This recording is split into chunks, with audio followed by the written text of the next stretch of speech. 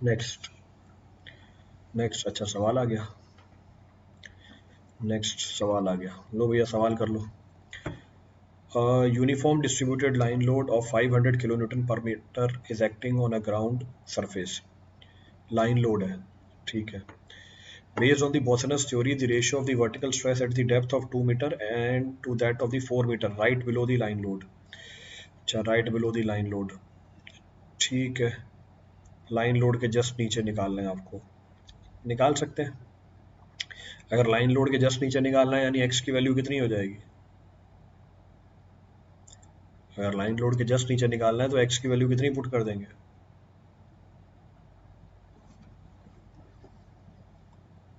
बोल रहा है लाइन लोड के नीचे निकालो, तो value of x, x coordinate कितना हो जाएगा? 0। इसका मतलब क्या बच जाएगी हमारे पास बस, तो sigma z will be equal to 2q upon pi z into upon 1 plus x by z का whole square. X equals to 0 पे निकालना है, z equals to 2, x equals to 0, z equals to 4 पे निकालना है। इसका मतलब ये वाली टर्म तो 0 ही हो गई, ये वाली टर्म 0 हो गई, तो इसका मतलब सिग्मा जेड क्या बचा हमारा? सिग्मा जेड बचा हमारा 2q अपॉन पाई जेड। तो आप बोल सकते हो sigma z A upon sigma z B, this is equal to z B upon z A. इसका मतलब 4/2, 2 डायरेक्ट आंसर आया। अब ऐसे सवाल आते हैं, these are the type of problems which are being asked. Z square कहाँ से आ गया बेटा? बाबूलाल कौन सा जेड स्क्वायर डाल रहे हो? क्यू बाय जेड स्क्वायर थोड़ी ना है।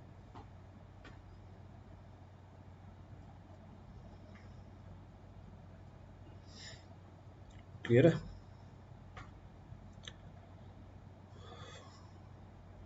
चले,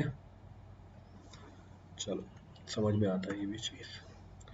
next next is stress due to surface loading. अब मुझे नहीं लगता कि इसके ऊपर आपको ऑब्जेक्टिव में सवाल मिलेगा। हाँ, कैलकुलेशन के लिए सवाल नहीं मिलेगा, कंसेप्चुअली सवाल पूछा जा सकता है। कंसेप्चुअली ही में आज दी प्रॉब्लम ऑन दिस, बट जो हमारी सरफेस लोडिंग है रेक्टेंगुलर, इसके कॉर्नर के नीचे अगर आपको स्ट्रेस निकालना है तो मेरे को नहीं लगता कि मैथमेटिकली ये सॉल्व करवाएगा। मेरे को नहीं लगता मैथमेटिकली ये चीज सॉल्व करवाएगा। ये आपको कंसेप्चुअली इसके ऊपर सवाल पूछेगा। पहले तो कंसेप्ट देख लेते क्या है।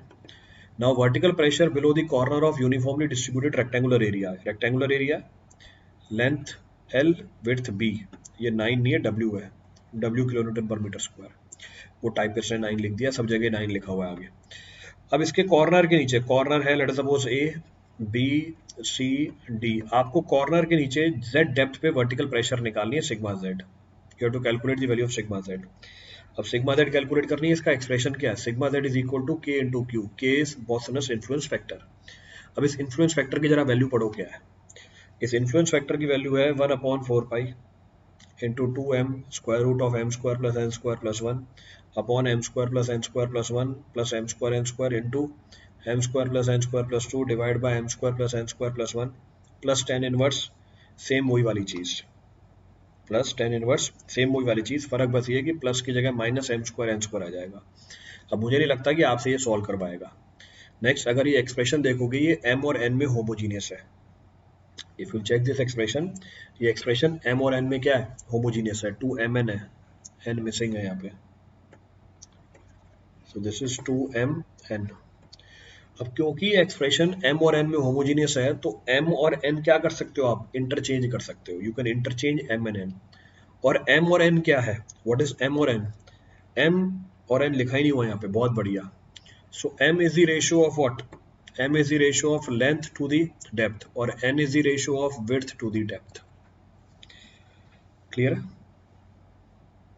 तो m और n को आप इंटरचेंज कर सकते हैं, you can interchange m and n। तो vertical pressure distribution below the corner of uniformly distributed rectangular area is given by the following relationship. ठीक है, ये रिलेशनशिप लगा दी। अब इसमें जो स्पेशल केसेस हैं उसमें ऑब्जेक्टिव सवाल जरूर बन जाते हैं। इसमें जो स्पेशल केसेस हैं उसमें ऑब्जेक्टिव सवाल जरूर बन जाते हैं। There the objective problems can be asked. कैसे? जरा देखना स्पेशल केस।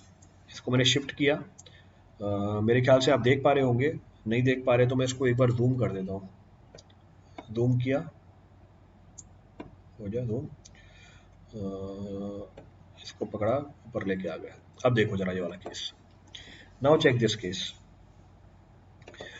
अब लेट अस सपोज मेरा जो कंसर्न पॉइंट है वो लोडेड एरिया के अंदर है, ये W है। मेरा जो कंसर्न पॉइंट है वो लोडेड एरिया के अंदर है।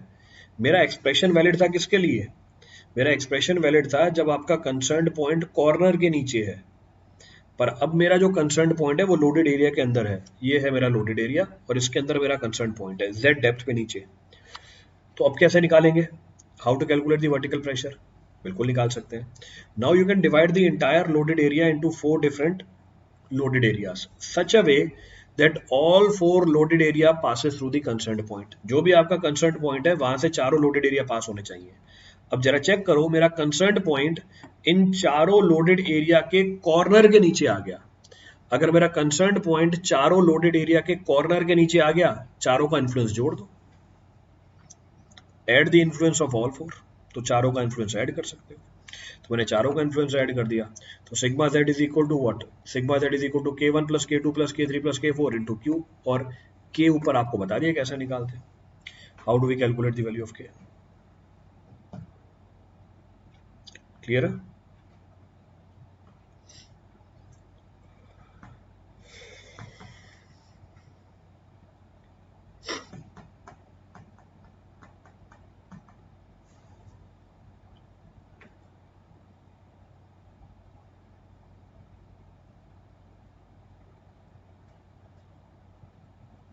चले आगे, शैल वी कंटिन्यू। दूसरा स्पेशल केस लेते हैं। दूसरा स्पेशल केस क्या है हमारा? दूसरा स्पेशल केस है, ये लोडेड एरिया के बाहर भी तो हो सकता है हमारा कंसर्न पॉइंट।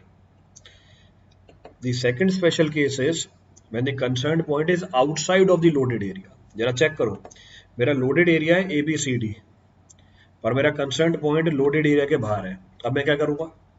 सेम कहानी है, सुपर इम्पोज करेंगे। पर प्रिंसिपल ऑफ सुपरपोजिशन लगाने के लिए मैंने एक हाइपोथेटिकल लोडेड एरिया लिया।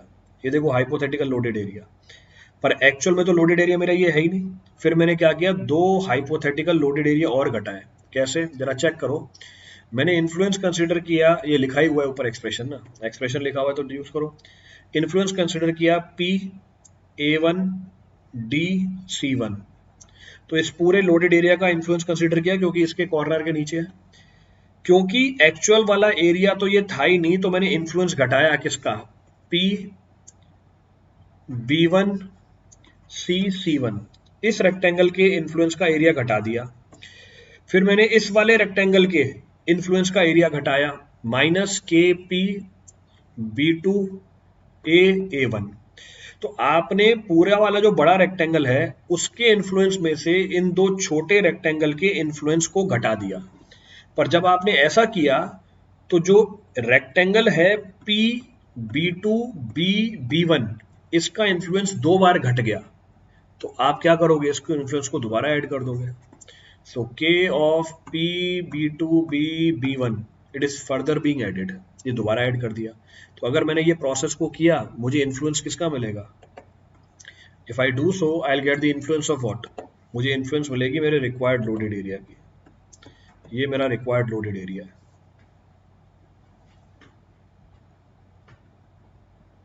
इन्फ्लुएंस को माइनस कर देंगे। अगर आप बोलोगे तो मैं डायग्राम बना के भी दिखा दूंगा आपको, क्योंकि ऐसा हो सकता है कि सर मेरे को विजुअलाइज नहीं हुआ। अभी आएंगे कुछ लोग कि सर मेरे को विजुअलाइज नहीं हो पा रहा है ये। तो जिनको विजुअलाइज नहीं हो पा रहा है ये, तो उनको विजुअलाइज करा देता हूँ। डायग्राम पूरा तो बनाइए। ये मेरा एक्चुअल एरिया है, जो ब्लू कलर वाला मेरा शेडेड एरिया एक्चुअल है। तो मैंने किया क्या, जरा वो बताता हूँ मैं आपको। व्हाट आई हैव डन, मैंने पूरा बड़ा एरिया लिया रेक्टेंगल का, ये वाला। फिर इसमें से मैंने क्या किया, फिर इसमें से मैंने इस रेक्टेंगल के इन्फ्लुएंस को घटाया, इस रेक्टेंगल के इन्फ्लुएंस को घटाया। फिर मैंने क्या किया, इस रेक्टेंगल के इन्फ्लुएंस को घटाया। तो जब मैंने इस बड़े वाले रेक्टेंगल में से इन दोनों रेक्टेंगल के इन्फ्लुएंस को घटाया, तो जो ये छोटा वाला रेक्टेंगल है इसका इन्फ्लुएंस 2 बार घट गया, मैंने इसको ऐड कर दिया, this influence is added, what you will get, you will get the influence of your required area.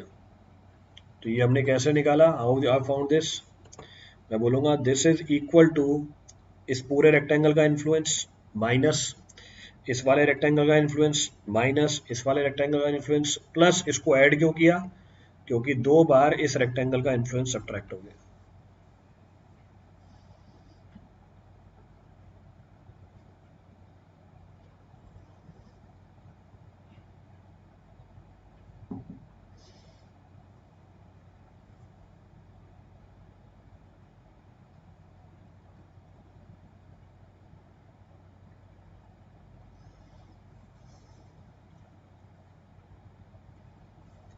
कोई सा पॉइंट रीड करना उसमें से,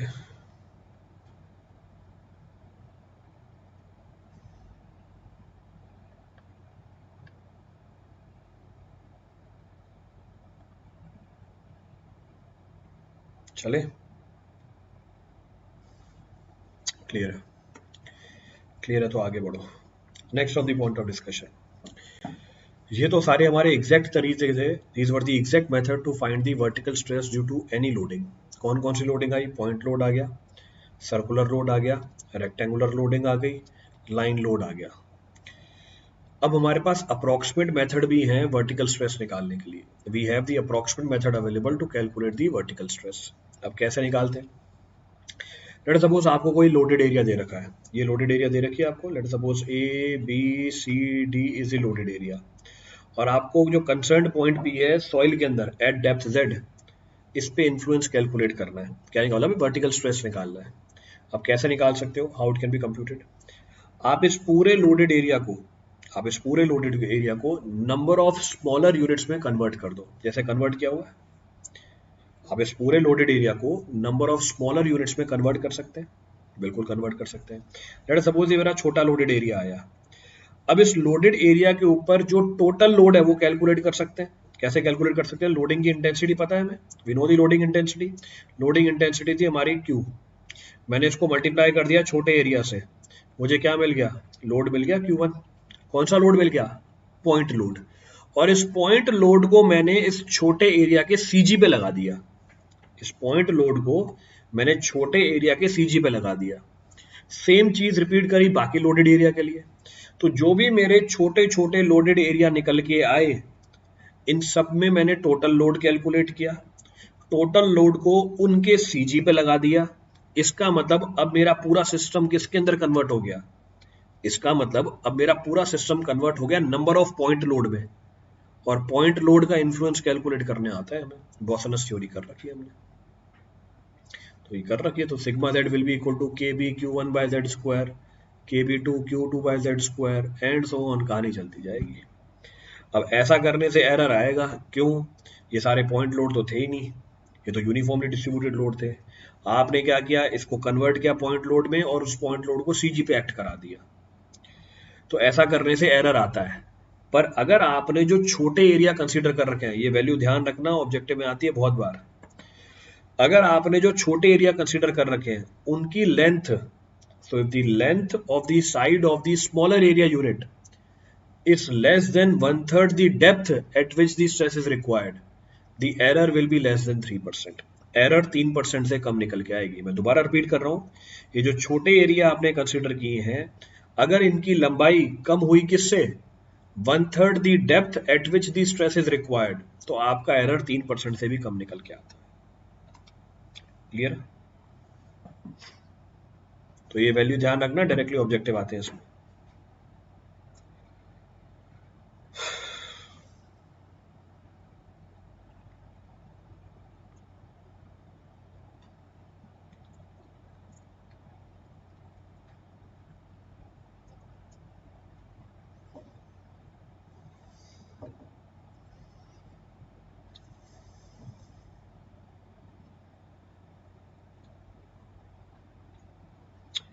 smaller is the area, lesser is the error, हाँ बिल्कुल सही बात है, smaller is the area, lesser is the error, जितना छोटा एरिया होगा उतना ही कम एरर होगा, जितना बड़ा एरिया होगा उतना ही ज़्यादा एरर होगा। Bigger is the area, more is the error involved. Clear है? चलो आगे बढ़ते हैं। Next, the second of the approximate method available is must be less than one third the get under 3% error. हाँ ठीक है, चलो आगे। दूसरा अप्रॉक्सिमेट मेथड है to calculate the vertical stress. इसको हम क्या बोलते हैं? ट्रेपेजॉइडल मेथड, या लोड डिस्ट्रीब्यूशन मेथड, या 2:1 मेथड। अब इसमें हम क्या करते हैं, ध्यान से सुनना। इसमें हम क्या करते हैं, आपका कोई ना कोई ज्योमेट्री होगी, there will be some geometry of your loaded area. जैसे लेट सपोज मैंने मान रखा है स्क्वायर, ये सब जगह इसमें 9 लिख रखा है, ये सब जगह क्यू है, लोडिंग इंटेंसिटी, या डब्ल्यू मान सकते हो, क्यू मान सकते हो। लेट सपोज मेरा लोड लग रहा है सरफेस के ऊपर, मेरा लोड लग रहा है सरफेस के ऊपर, और लोडेड एरिया कैसा है? स्क्वायर है। तो मैं क्या करता हूँ, मैं टोटल लोड कैलकुलेट कर लेता हूँ। मैंने टोटल लोड कैलकुलेट किया, it will be Q into let suppose B square. तो लेट सपोज अब अप्रोक्सीमेट मेथड में हम क्या कर रहे हैं, मेरी लोडिंग की इंटेंसिटी है क्यू, मेरी ज्योमेट्री है एरिया की स्क्वायर, मैंने टोटल लोड निकाल लिया क्यू इंटू बी स्क्वायर। अब मैं क्या मानता हूँ, अब मैं ये मानता हूँ कि जो मेरा ये लोड है डेप्थ z पे जाके एक्ट कर रहा है सेम ज्योमेट्री के एरिया के ऊपर। ज्योमेट्री सेम रखनी है आपको, तो ज्योमेट्री मेरी क्या होगी, नीचे जाके भी स्क्वायर ही होगी, पर उस स्क्वायर की साइज बढ़ जाएगी। उस स्क्वायर की साइज को मैं क्या कर दूंगा, इंक्रीज कर दूंगा in the proportion of what, 2 vertical is to 1 horizontal. इसलिए इसको और क्या बोला जाता है, 2:1 मेथड भी बोला जाता है।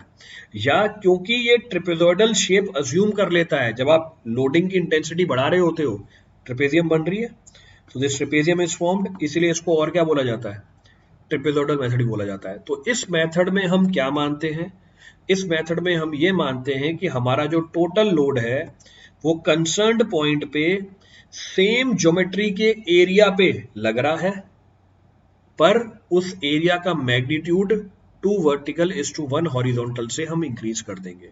तो अगर मेरे एरिया की विड्थ b है, जब मैं z डेप्थ नीचे आऊंगा, अब विड्थ कितनी हो जाएगी, तो 2 वर्टिकल इज टू 1 हॉरिजॉन्टल से बढ़ाया, तो 2 वर्टिकल इज टू 1 हॉरिजॉन्टल से बढ़ाया, n की वैल्यू कितनी है हमारी, n की वैल्यू हो जाएगी 0.5, 0.5 यहाँ पे निकल के आई, तो b प्लस 2nz, तो b प्लस 2nz, तो मेरे यहाँ पे लोडिंग इंटेंसिटी कितनी हो जाएगी, total q divide by b plus 2nz का होल स्क्वायर, और ये टोटल q कितना है, q इंटू बी स्क्वायर, ये लिखा हुआ देखो। So for square loading, this is the vertical stress. Let us suppose rectangular loading है, तब भी यही चीज होगी। आप क्या करोगे, पहले टोटल लोड निकाल लोगे जो सरफेस पे एक्ट कर रहा है, फिर इस लोड को एक्ट कराओगे eight depth of z on the same geometry of loaded area. Geometry अभी भी क्या रखोगे, रेक्टेंगुलर रखोगे, पर साइज इंक्रीज कर दोगे इस तरीके से कि लोड की डिस्ट्रीब्यूशन होगी 2 vertical is to 1 horizontal.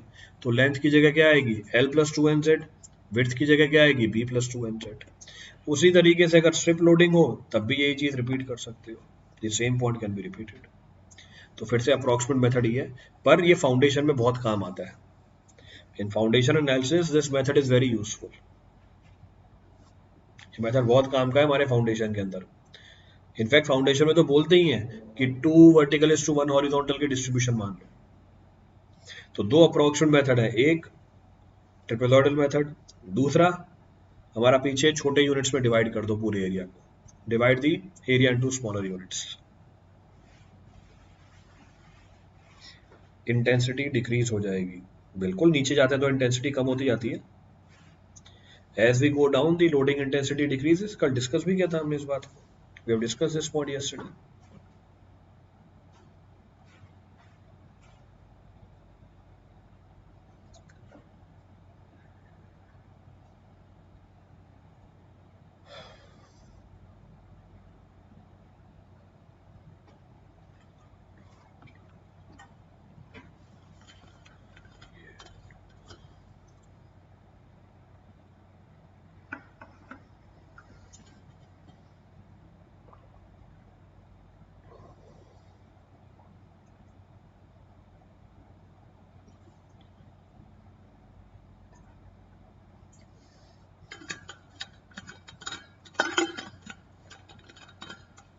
Note कर लिया सबने, हैज एवरी नोटेड?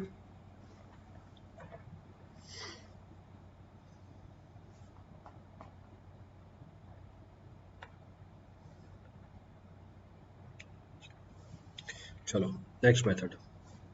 अच्छा पहले सवाल कर लेते हैं। For a vertical concentrated load acting on the surface of a semi-infinite elastic soil mass, vertical normal stress at a depth z is proportional to, अभी कर क्या हुआ पीछे, sigma z is equal to k q by z square, तो sigma z is proportional to what, sigma z proportional है किसके, 1 by z square के,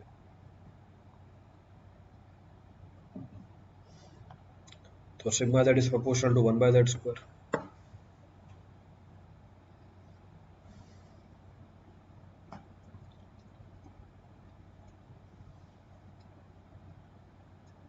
clear है बात, चलो क्लियर है बात।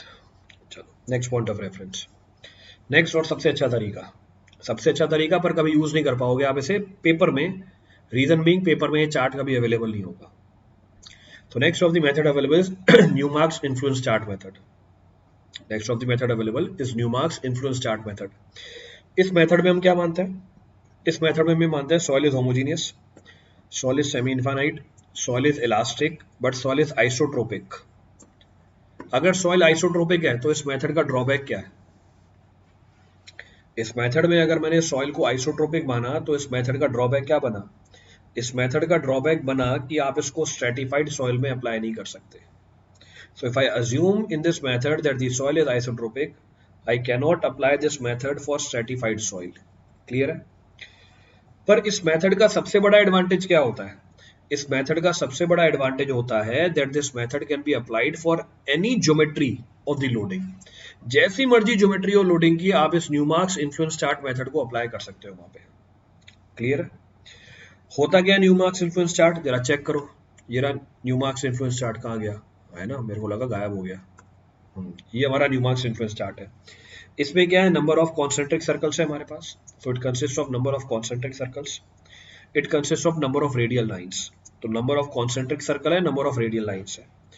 जनरली कितने कॉन्सेंट्रिक सर्कल लेते हैं, 10, जनरली कितनी रेडियल लाइंस लेते हैं, 20। इसका मतलब टोटल कितने आपके पास इन्फ्लुएंस एरिया बन गए, टोटल इन्फ्लुएंस एरिया बन गए 200। तो यहां पर क्या है, यहां पर हमारे पास 10 कॉन्सेंट्रिक सर्कल है और 20 रेडियल लाइंस है, इसका मतलब 200 एरिया है हमारे पास, ये 200 इन्फ्लुएंस एरियाज आर देयर, और हर एरिया का इन्फ्लुएंस इस चार्ट के सेंटर पे सेम होता है, हर एरिया का इन्फ्लुएंस इस चार्ट के सेंटर पे सेम होगा, जिसको हम बोलते हैं इन्फ्लुएंस फैक्टर। तो कितना आ जाएगा, 1/200।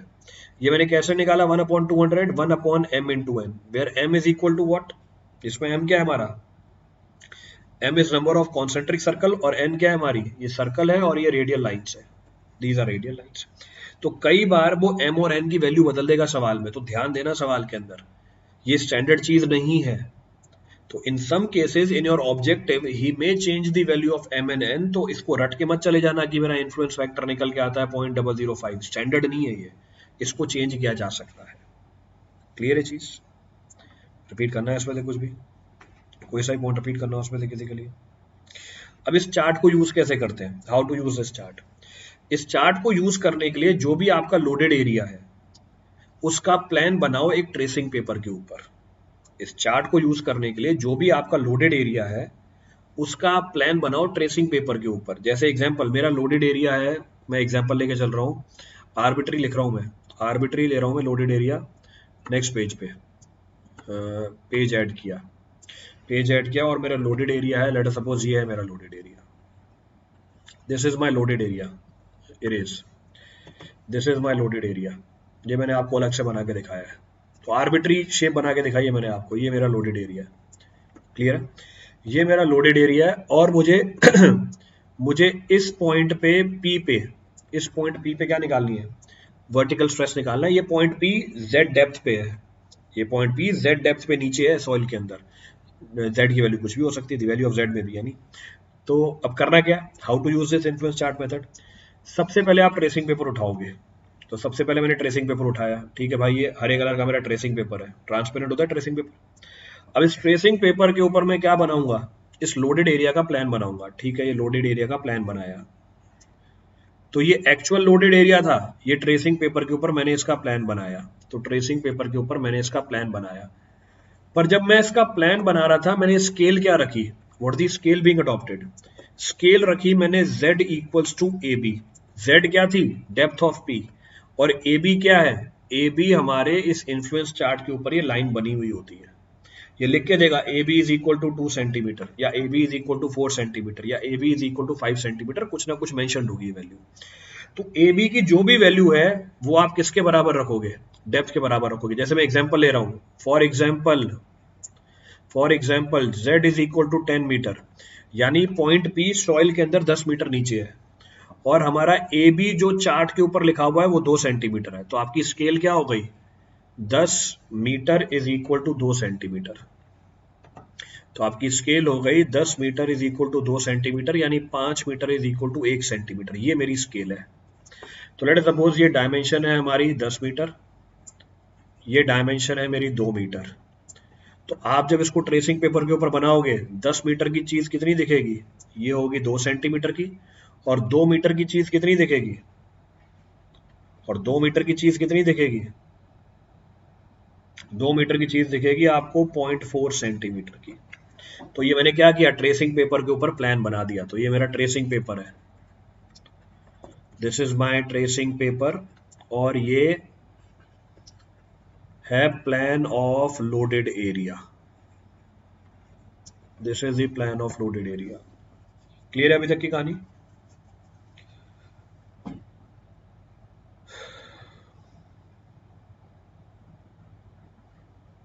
क्लियर है? चलो अब ये ट्रेसिंग पेपर को उठाओ, ट्रेसिंग पेपर को उठाओ और इस इन्फ्लुएंस चार्ट के ऊपर आगे लगा दो। तो मैंने ट्रेसिंग पेपर को उठाया और इस इन्फ्लुएंस चार्ट के ऊपर आगे रख दिया। जब इस इन्फ्लुएंस चार्ट के ऊपर आगे रख रहे हो, किस चीज का ध्यान रखोगे, इस चीज का ध्यान रखोगे कि जो मेरा कंसर्न्ड पॉइंट है और जो मेरे न्यूमार्क्स चार्ट का सेंटर है वो कोइंसाइड कर जाए। जो मेरा कंसर्न्ड पॉइंट है पी और जो न्यूमार्क्स चार्ट का सेंटर है वो कोइंसाइड कर जाए। दिख रहा है कोइंसाइड क्या हुआ? तो ट्रेसिंग पेपर को उठाया, न्यूमार्क्स चार्ट के ऊपर रखा, इस तरीके से जो कंसर्न्ड पॉइंट है और जो सेंटर है वो कोइंसाइड कर जाए। अब आपको क्या करना है, दिख रहा है नीचे ट्रेसिंग पेपर के सर्कल्स दिख रहे हैं, लोडेड एरिया दिख रहा है, और आपको इन्फ्लुएंस एरियाज भी दिख रहे हैं। अब क्या करना है, अब आपको ये सारे एरिया काउंट करने हैं, एक एरिया, दो एरिया, तीन एरिया, 4, 5, 6, 7, 8, जो फ्रैक्शन वाले हैं वो भी काउंट करने हैं। अब आपको total number of area count करने हैं। Late us suppose 20 area 100% occupy हो गया, लेट अस सपोज 10 एरिया 50% ही ऑक्यूपाई हुआ, late us suppose 5 area 25% occupy हुआ। आप ये सारी वैल्यूज लिखोगे और कैलकुलेट करोगे इसकी value, you will calculate all the areas which are occupied.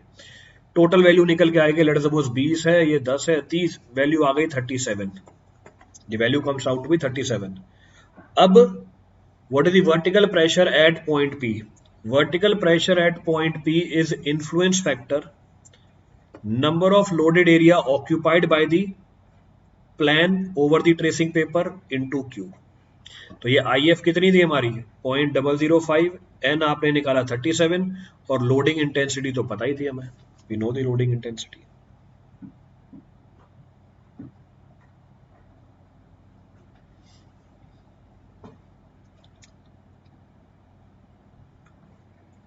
तो प्रॉब्लम इज फिनिश्ड।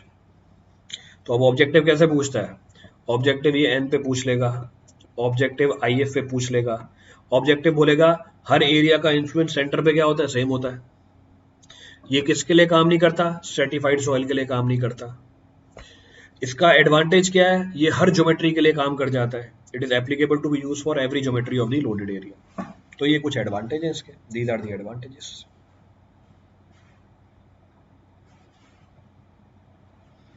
बहुत ही सिंपल तरीका है।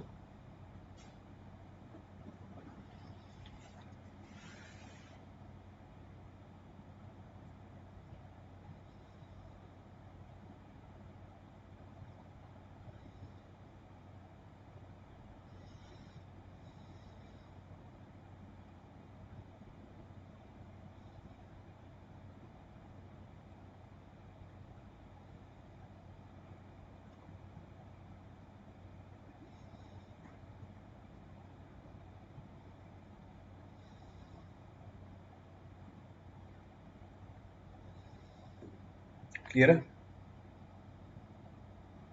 This completes your stress distribution chapter. ये आपका स्ट्रेस डिस्ट्रीब्यूशन का चैप्टर कंप्लीट कर देता है।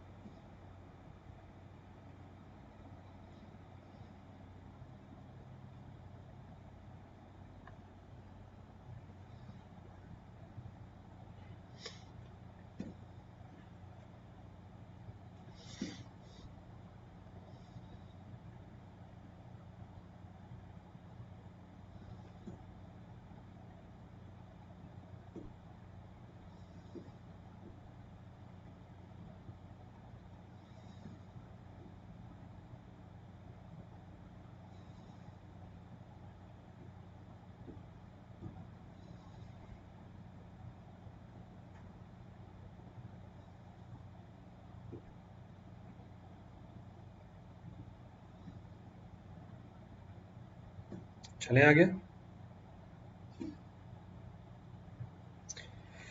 चलो, so will enter into the next topic now. खत्म पूरा टॉपिक? अच्छा, एक सवाल बचा हुआ है, सवाल कर लो।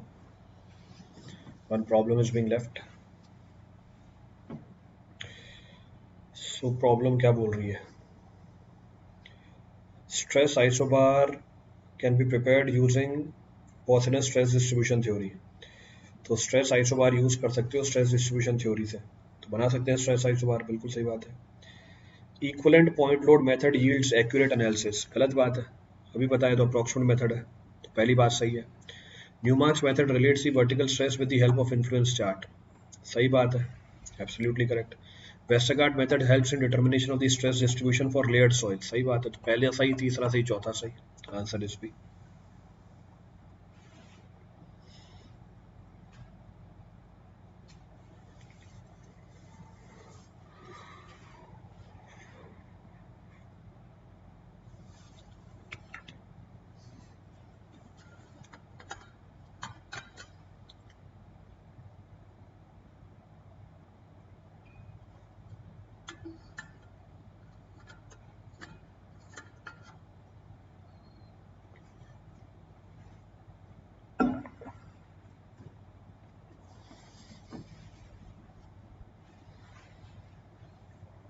क्लियर है पूरी स्टोरी?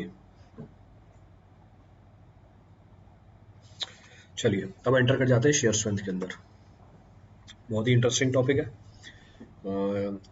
जो आपकी शेयर स्ट्रेंथ है वो आपने स्ट्रेंथ ऑफ मटेरियल में भी कर रखी है, सेम उसी की एप्लीकेशन है, उसके जैसा ही टॉपिक है। चलो स्टार्ट करते हैं। Will refer each and every point. First point of reference, first point of reference, shear strength होती क्या है?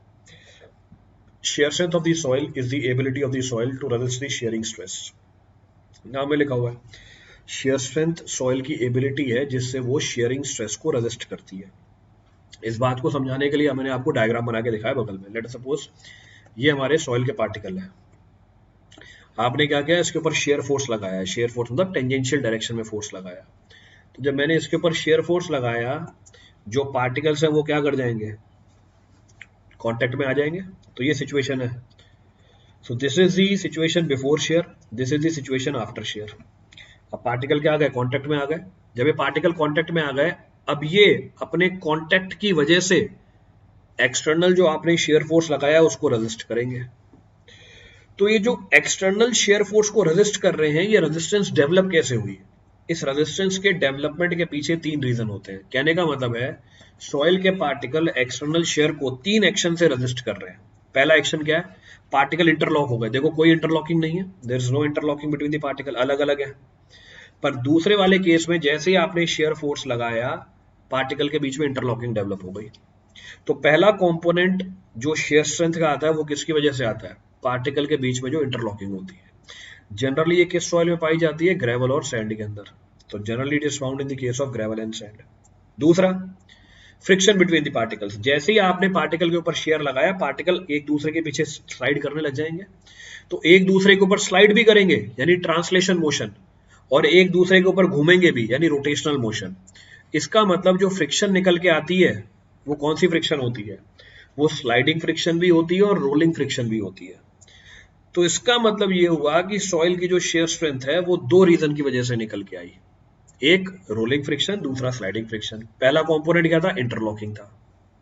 Next, third of the reason due to which it resist the external shear force is intermolecular direction. ये आपको cohesive soil में मिलेगा, जैसे clay और silt के अंदर।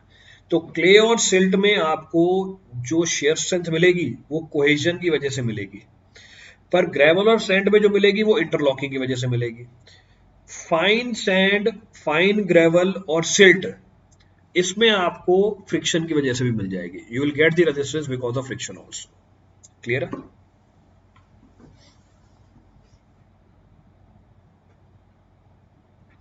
कोई सा पॉइंट रिपीट करना उसमें से?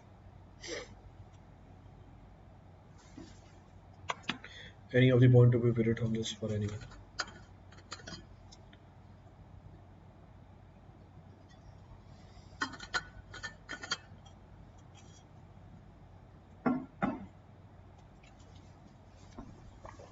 So there are three components of the shear strength: interlocking,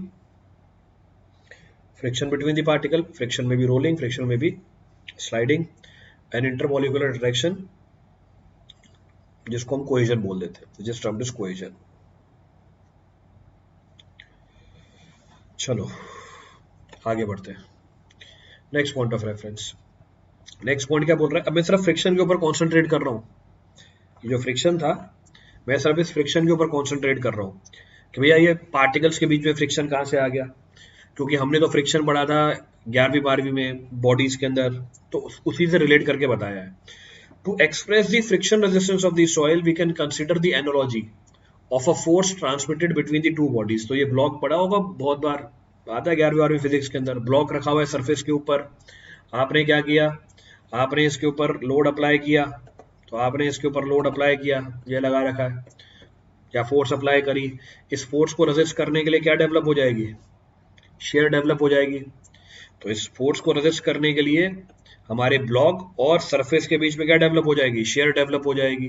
clear है चीज? मैक्सिमम शेयर कितनी डेवलप होगी या मैक्सिमम फ्रिक्शन कितना डेवलप होगा? तो मैक्सिमम फ्रिक्शन। तो जब ये ब्लॉक मूव करने लग जाएगा या जब ये block on the verge of movement होगा, मैक्सिमम शेयर डेवलप हो जाएगी, यानी मैक्सिमम फ्रिक्शन डेवलप हो जाएगा। कितना होगा मैक्सिमम शेयर या maximum friction? Mu into N. Mu into N. N क्या होता है? नॉर्मल कॉम्पोनेंट होता है फोर्स का। This is the normal component. Clear है? तो ये चीज आपने ब्लॉक में कर रखी है, सेम यही चीज आपने कहां कर रखी है? सेम यही चीज आपने सॉइल में कर रखी है।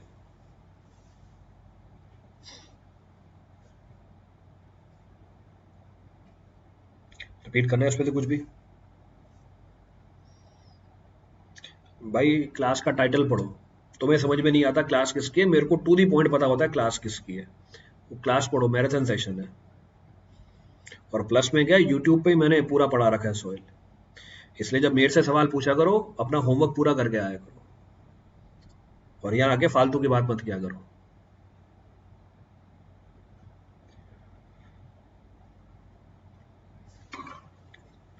चलो क्लियर है चीज? तो अब इस ब्लॉक की जगह हमारे सॉइल के पार्टिकल है, इस ब्लॉक की जगह हमारे सॉइल के पार्टिकल है, और सरफेस की जगह दूसरा सॉइल का पार्टिकल है। इसको समझने के लिए डायग्राम चेक कर लो। तो सेम वही डायग्राम है, इसको मैं जूम करके दिखाता हूं। जूम करेंगे थोड़ा ज्यादा क्लैरिटी से देखेगा आपको। If I zoom it, it will B comparatively more clear. तो ये मैंने आपको स्लाइडिंग फ्रिक्शन, रोलिंग फ्रिक्शन वाला केस दिखा दिया है।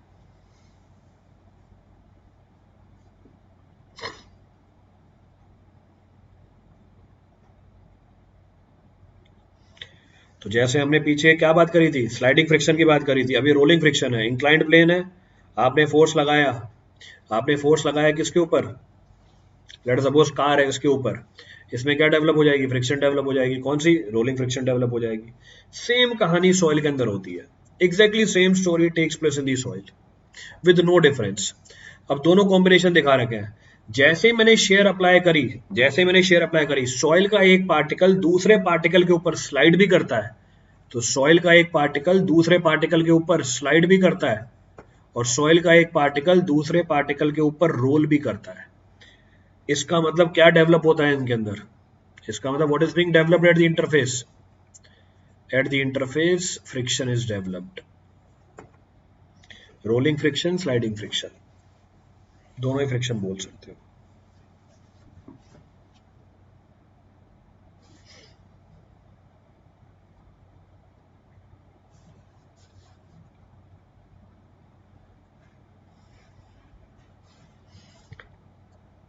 चले आगे बढ़ते हैं। So will continue.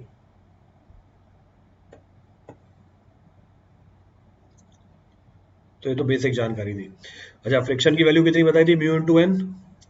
जो हमारा फ्रिक्शन फोर्स था, इसकी जानकारी कितनी दे दी थी? Mu into N. सॉइल के अंदर एन की जगह क्या लिख देते हैं, या सॉइल के अंदर म्यू की जगह क्या लिख देते हैं? एन तो हमारा नॉर्मल कंपोनेंट है फोर्स का, म्यू की जगह क्या लिख दोगे? कोफिशिएंट ऑफ फ्रिक्शन है, इसकी जगह हम 10 फाई लिख देते हैं। So instead of mu we write what? 10 phi। तो mu की जगह यहाँ पर क्या आ जाता है? 10 phi आ जाता है। Where phi is what? Frictional angle। Where phi is what? Frictional angle या angle of internal friction। So the only change between soil particles and the analogy of the block over the surface is that instead of using what? Coefficient of friction, we take the help of what? We take the help of angle of internal friction। हम angle of internal friction की मदद लेते हैं यहाँ पे। तो same चीज तो है, कोई फर्क नहीं है। तो अभी तक का जो डिस्कशन किया शेयर स्ट्रेंथ के अंदर, उसकी बॉटम लाइन, सॉइल के ऊपर जब भी शेयर फोर्स लगाओगे वो शेयर फोर्स को रेजिस्ट करेगी। सॉइल की इस रेजिस्टेंस को हम बोलते हैं शेयर स्ट्रेंथ। सॉइल ये रेजिस्टेंस 3 तरीकों से डिराइव करती है। पहली, इंटरलॉकिंग हो जाएगी पार्टिकल के बीच में। दूसरी, उनके बीच में खुद में ही अट्रैक्टिव फोर्स होता है, intermolecular force of attraction, cohesion, reduction, ये मिलेगा आपको फाइन ग्रेड सॉइल में। तीसरा, सॉइल के पार्टिकल एक दूसरे के ऊपर फिसलने लग जाते हैं या रोल करने लग जाते हैं, तो स्लाइडिंग फ्रिक्शन, रोलिंग फ्रिक्शन की वजह से भी शेयर स्ट्रेंथ आती है। तो अभी तक की तो कहानी में मैंने बस ये डिस्कस किया। अब till now only this is discussed.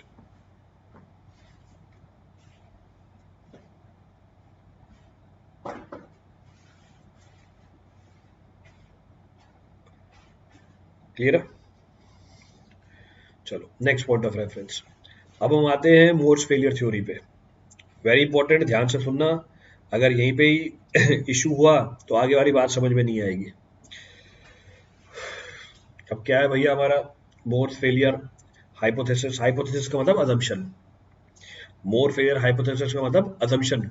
तो इसने अजम्पशन ली है। क्या अजम्पशन ली है? डिटेल में बता रहा हूँ इस चीज को। मोर के हिसाब से एक मटेरियल तब फेल करता है, according to Mohr, a material fails when the shear stress on the failure plane at failure. मैं फिर से रिपीट कर रहा हूं। मोर के हिसाब से एक मटेरियल तब फेल करता है when the shear stress on the failure plane at the time of failure reaches a unique function of the normal stress on that plane of failure. अब इसको हिंदी में बता देता हूं।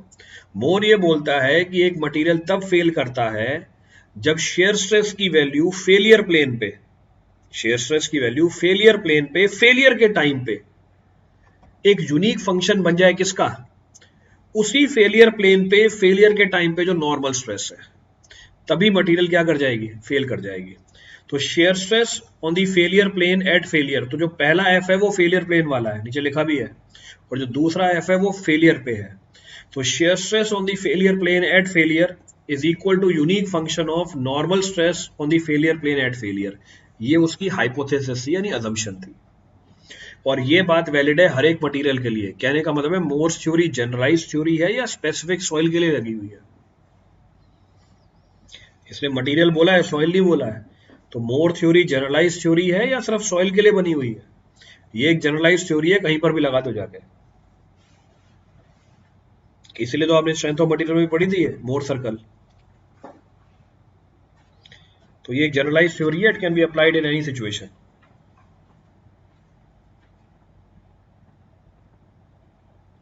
क्लियर है? चलें आगे। Shall we continue? चलिए आगे बढ़ते हैं। अब आप बोलोगे सर मैं इस यूनिक फंक्शन को निकालूं कैसे? How will I find this unique function? अभी इस स्लाइड पे मैंने क्या किया, जो चीज मैंने आपको मैथमेटिकली बता रखी है यहाँ पे, हमें पता भी पीछे कर भी रहे थे, कौन सा सब्जेक्ट चल रहा था पता नहीं मेरे को स्पेशल क्लास में, हाँ इंजीनियरिंग मैकेनिक्स। मैकेनिक्स में बताया था आपको कि हर चीज़ को बताने के 3 तरीके होते हैं, जो नए लोग हैं, बाकी पूरे 2 सालों से बोलते आ रहा हूँ। हर चीज़ को रिप्रेजेंट करने के हर चीज़ को रिप्रेजेंट करने के 3 तरीके होते हैं। एक ग्राफिकली बता दो, दूसरा मैथमेटिकली बता दो, तीसरा टेबुलर फॉर्म में बता दो। ये मैथमेटिकल तरीका है। इसी को अगर मैं ग्राफिकली रिप्रेजेंट करूँ, चेक करो, हमारा शेयर स्ट्रेस वाई एक्सिस पे, नॉर्मल स्ट्रेस एक्स एक्सिस पे, और वो मैंने यूनिक फंक्शन आपको बना के दिखा दिया। ये कर्व्ड लाइन निकल के आती है, this is our unit function. तो मैंने उसी चीज को ग्राफिकली रिप्रेजेंट कर दिया।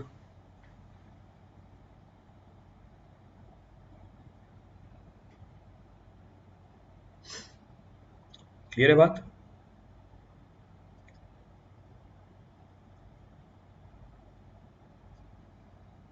रिपीट करना है इस पे तो कुछ भी? अब आप बोलोगे सर मैं इसको कैलकुलेट कैसे करूंगा, how will I calculate this? Let suppose ये मेरा सॉइल का एलिमेंट है, आपने इसके ऊपर क्या लगाया, स्ट्रेस लगाया, आपने इसके ऊपर स्ट्रेस लगाया। ये मेरा मेजर प्रिंसिपल स्ट्रेस है फेलियर पे, ये मेरा माइनर प्रिंसिपल स्ट्रेस है फेलियर पे। तो sigma 1f sigma 3f are the major and minor principal stress at the failure. अगर मुझे मेजर और माइनर प्रिंसिपल स्ट्रेस फेलियर पे पता चल जाए, क्या मैं मोर सर्कल बना सकता हूँ? बिल्कुल बना सकता हूँ। ये मैं मान के चल रहा हूँ, इतनी जानकारी आपको है स्ट्रेंथ ऑफ मटेरियल की कि मोर सर्कल कैसे बनाते हैं। फिर भी फिर भी मैंने आपको ये मोर सर्कल बना के दिया। So if I know the major principal stress at failure and minor principal stress at failure, I can draw the Mohr circle. मैंने मोर सर्कल बनाया, दोनों को प्लॉट किया, सिग्मा 1f सिग्मा 3f, इन दोनों की अगर एवरेज ले लूंगा तो मेरे को सेंटर मिल जाएगा, इन दोनों का अगर डिफरेंस ले लूंगा तो मेरे को रेडियस मिल जाएगा। तो सेंटर पता चला, रेडियस पता चला, सर्कल काटा, ये मेरे को मोर सर्कल मिल गया। क्लियर है? फिर मैंने क्या किया, उस सॉइल के ऊपर दोबारा टेस्ट परफॉर्म किया। जब उस सॉइल के ऊपर दोबारा टेस्ट परफॉर्म किया, इस बार मैंने स्ट्रेस की वैल्यू बदल दी, उसके ऊपर जो लोड कॉम्बिनेशन लग रहा है स्ट्रेस का, उसको बदल दिया। फिर से क्या हुआ, मेजर प्रिंसिपल स्ट्रेस और माइनर प्रिंसिपल स्ट्रेस की एक अलग वैल्यू आई, मैंने इसको भी प्लॉट कर दिया। तो मेजर प्रिंसिपल स्ट्रेस और माइनर प्रिंसिपल स्ट्रेस की अलग वैल्यू आई। तो ये पहला कॉम्बिनेशन है। अब ये दूसरा कॉम्बिनेशन है, this is the second combination, sigma 1f। फिर ये तीसरा कॉम्बिनेशन है, this is the third combination. तो सेम सॉइल के सैंपल के ऊपर आप अलग अलग कॉम्बिनेशन के स्ट्रेसेस अप्लाई कर रहे हो, जिसकी वजह से वो फेल कर रहा है, और उस रिजल्ट को आपने प्लॉट कर दिया मोर सर्कल के फॉर्म में। ठीक है, मोर सर्कल के फॉर्म में प्लॉट कर दिया। क्लियर है? तो ये 3 मोर सर्कल मैंने आपको बना के दिखाए, these 3 Mohr circle I have shown. Clear है यहां तक की कहानी? रिपीट करना है इसमें तो कुछ, कोई सा पॉइंट अभी तक रिपीट करना है कि मोर सर्कल कैसे बनाया? तो मोर सर्कल का थोड़ा आइडिया दे देता हूं।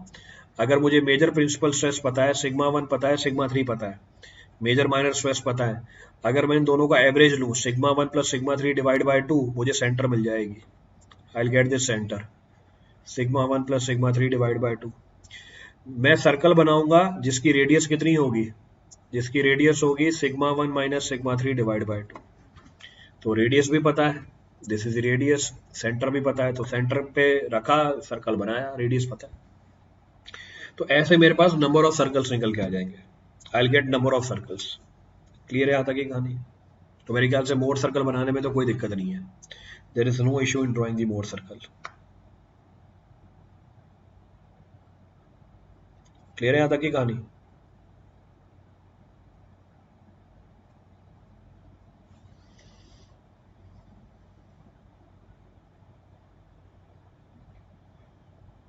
Any of the point to be repeated? कोई सा पॉइंट रिपीट करना हो अभी तक किसी के लिए?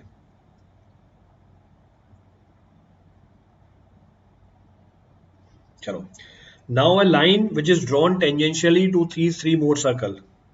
अब अगर मैं लाइन बनाऊं जो टेंजेंशियल हो इन तीनों मोर सर्कल के, इसको हम टेक्निकली बोल देते हैं मोहर failure envelope. Now if I draw a line which is tangential to these 3 more circle or n more circle, that will be technically termed as more failure envelope। इसको मैं बोल दूंगा more failure envelope। क्यों? क्योंकि ये more failure envelope मुझे क्या बता रहा है, एक यूनिक फंक्शन बता रहा है, किसके बीच में, एक यूनिक फंक्शन बता रहा है शेयर स्ट्रेस के बीच में और नॉर्मल स्ट्रेस के बीच में at failure.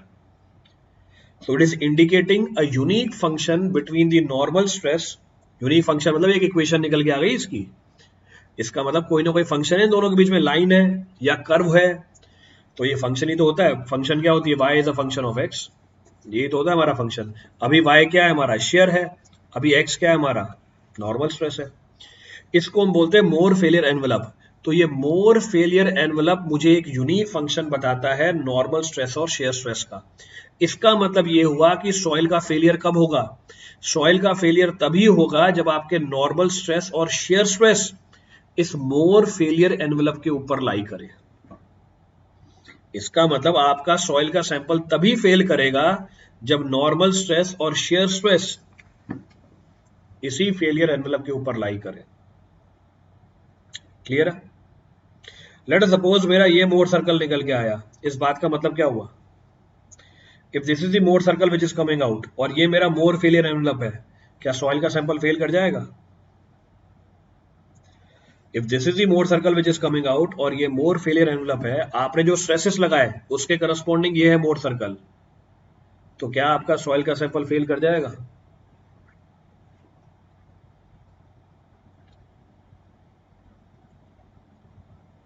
It will not fail. क्या हमारा मोर सर्कल ये निकल के आ सकता है, can this be the more circle? क्या ये मोर सर्कल हो सकती है? यहां पर इन स्ट्रेस पे अगर सॉइल फेल कर जाती है, क्या सॉइल में इससे ज्यादा स्ट्रेस डेवलप हो सकता है क्या? क्या सॉइल में इससे ज्यादा स्ट्रेस डेवलप हो सकती है क्या? प्रैक्टिकली पॉसिबल ही नहीं है। यानी जो मैंने अभी मोर सर्कल बनाया है वैसा बन ही नहीं सकता, ये एक हाइपोथेटिकल केस है। ऐसा कोई स्ट्रेस का कॉम्बिनेशन नहीं मिलेगा जिसके लिए concerned point Mohr failure envelope के ऊपर चला जाए। तो it is practically not possible, ये प्रैक्टिकली पॉसिबल नहीं है हमारा। तो ये हमारी मोर की हाइपोथेसिस थी, this was the more hypothesis.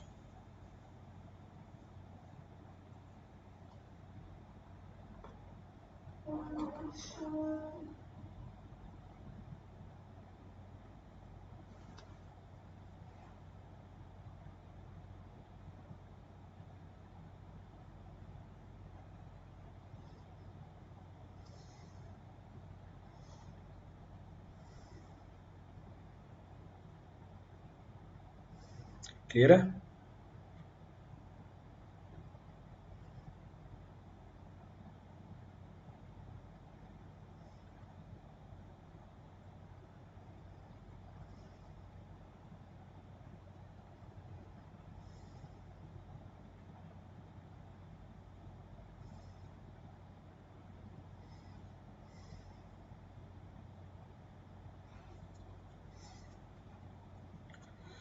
चलो आज के लिए सफिशिएंट है इतना।